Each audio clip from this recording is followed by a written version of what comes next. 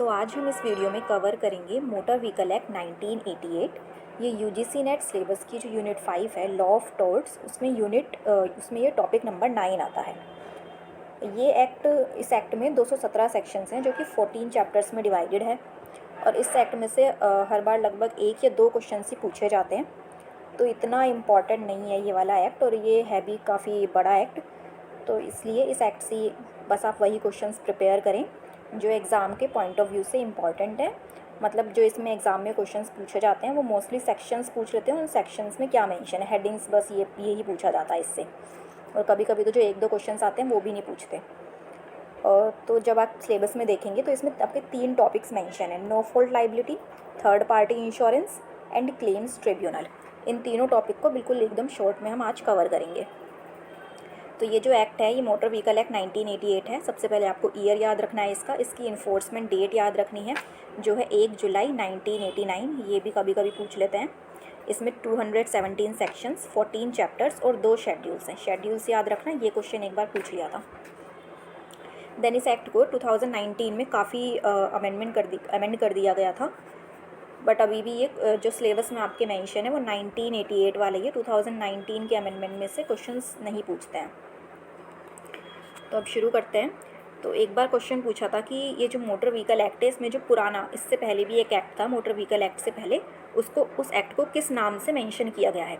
तो ये आपको याद रखना है, जो ओल्ड एक्ट है उसको नए वाले एक्ट में प्रिंसिपल एक्ट के नाम से मेंशन किया गया है। देन इसमें जो क्लेम ट्रिब्यूनल्स हैं उसके जो रूल्स बनाने की पावर किसके पास है, वो ऐसे क्वेश्चन में पूछ लिया था। और ऑप्शंस में सेंट्रल गवर्नमेंट और स्टेट गवर्नमेंट दोनों थी। तो याद रखना है कि जो क्लेम ट्रिब्यूनल है उसके जो रूल्स मेकिंग पावर है वो स्टेट गवर्नमेंट के पास है। देन इसके सेक्शन 2A के अंदर आपको याद रखना है कि ई कार्ट और ई रिक्शा मेंशन है। तो motor vehicle act e cart और ई रिक्शा पर भी लगता है, और 2015 के अमेंडमेंट से इसमें ऐड किया गया था। देन एक बार आप सेक्शन नंबर 3 देख सकते हैं, जिसमें ये बताया गया है कि जो 18 एक तो जो आपकी मिनिमम एज होनी चाहिए ड्राइविंग के लिए वो 18 होनी चाहिए, और उसके बाद आपको लाइसेंस की ज़रूरत पड़ेगी। और कोई भी पर्सन जो 18 साल से कम का है वो पब्लिक प्लेस पर मोटर व्हीकल नहीं ड्राइव कर सकता। लेकिन इसका एक एक्सेप्शंस भी है कि अगर आप जो मोटर व्हीकल ड्राइव कर रहे हैं उसकी इंजन की कैपेसिटी 50 सीसी है, तो जो 16 साल तक के लोग हैं, 16 ईयर्स और प्लस जो हैं, वो इसको ड्राइव कर सकते हैं। तो वैसे तो 18 ईयर्स है, लेकिन एक इसमें एक्सेप्शन है, जो इंजन कैपेसिटी अगर 50 सीसी है तो फिर उसको 16 साल के जो लोग हैं वो भी ड्राइव कर सकते हैं पब्लिक प्लेस पर। देन इसमें हम आते हैं चैप्टर नंबर 10 पर, जो आपके सिलेबस में मेंशन है, liability without fault, chapter number 10। इसके प्रोविज़न आते हैं सेक्शन नंबर 140 से लेकर के 144। और ये जो आपका चैप्टर है ये अब ऑमिट हो चुका है 2019 के अमेंडमेंट से। तो इसमें से एक बार यही क्वेश्चन आया था कि जो चैप्टर 10 है, लाइबिलिटी विदाउट फॉल्ट, वो कौन से अमेंडमेंट से ऑमिट हुआ था। तो आपको याद रखना है ये 2019 का अमेंडमेंट था जिससे इस चैप्टर को हटा दिया गया है। ये चैप्टर का नाम याद रखना है आपको, चैप्टर नंबर याद रखना है, सेक्शन याद रखना है, और एक याद रखना है कि इस चैप्टर को कब हटाया गया था, 2019 के अमेंडमेंट में।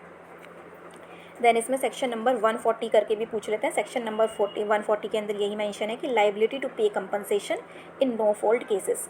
अब तो ये हट चुका है 2019 के अमेंडमेंट से। सेक्शन 140 आपको याद रखना है। देन जो इसमें नेक्स्ट चैप्टर आता है वो है थर्ड पार्टी इंश्योरेंस, जो कि आपका चैप्टर नंबर 11 है, और ये दिया हुआ है सेक्शन नंबर 145 से लेकर के 164 तक। तो ये जो चैप्टर है इसमें अभी तक तो क्वेश्चन नहीं बना है, जब से 2019 से लेकर के अभी तक थर्ड पार्टी इंश्योरेंस वाले चैप्टर में से क्वेश्चन नहीं बना है। बस इसमें से चैप्टर नंबर और इसके सेक्शन नंबर ही आपको याद रखने हैं। एक बार बेसिक मतलब देख लेते हैं कि थर्ड पार्टी इंश्योरेंस एक मैंडेटरी काइंड ऑफ इंश्योरेंस है, जो भी हर पर्सन को कराना पड़ता है जो भी मोटर व्हीकल चला रहा है। और अगर उसके मोटर व्हीकल से उसका कोई एक्सीडेंट हो जाता है तो ये जो भी उससे फाइनेंशियल लॉस होगा या फिर जो भी अदर लॉसेस होते हैं वो इस इंश्योरेंस के अंदर कवर हो जाते हैं। थर्ड पार्टी यहाँ पर है जिस एक्सीडेंट की वजह से जिसकी डेथ या फिर उसको कोई इंजरी होती है वो यहाँ पर थर्ड पार्टी कहलाती है। और अगर इस तरीके का कोई लॉस हो जाता है, इंजरी हो जाती है थर्ड पार्टी को, तो वो भी इसी इंश्योरेंस के अंदर कवर किया जाता है। तो ये insurance bodily injury, disability, death of the third party या फिर कोई भी अदर लीगल रिक्वायरमेंट है, जैसे एक्सीडेंट हो गया है या फिर जो डैमेज हो गया है कार को, ये सारी चीज़ें इसके अंदर कवर आती हैं। और ये लीगल रिक्वायरमेंट है और ये मैंडेटरी काइंड ऑफ इंश्योरेंस है।